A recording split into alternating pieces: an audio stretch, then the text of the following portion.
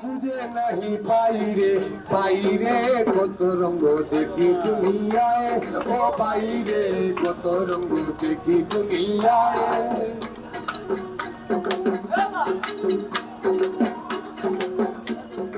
সকল ধরনের শ্রমিকদেরকে আমরা অভিনন্দন জানাচ্ছি, কারণ আমরা প্রত্যেক বছরেই আমরা সিলেট জেলা হোটেল শ্রমিক ইউনিয়নের নেতৃত্বে আমরা সিলেটে জাঁকজনকভাবে আমরা হোটেল রেস্টুরেন্ট বন্ধ রাখিয়া আমরা কর্মবিরতি পালন করিয়া আমরা মে দিবস পালন করি।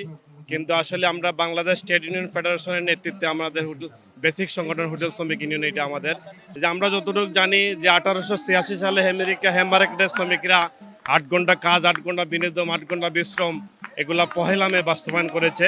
আমাদের অনেক শ্রমিক নেতা তাজা রক্ত দিয়ে এই মে দিবস আমরা এনেছি, কারণ এদিন আমরা ছুটি কাটাইতাম, এদিন আমাদের শ্রমিকদের দাবির কথা বলতাম, কারণ এই আন্দোলনের মাধ্যমে শ্রমিকদের মুক্তি।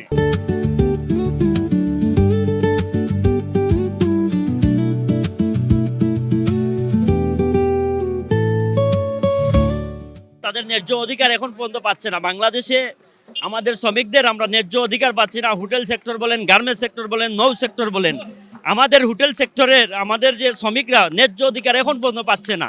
দেশে গভর্নমেন্ট এখন পর্যন্ত আমাদেরকে ন্যায্য অধিকার থেকে বঞ্চিত করে রাখছে।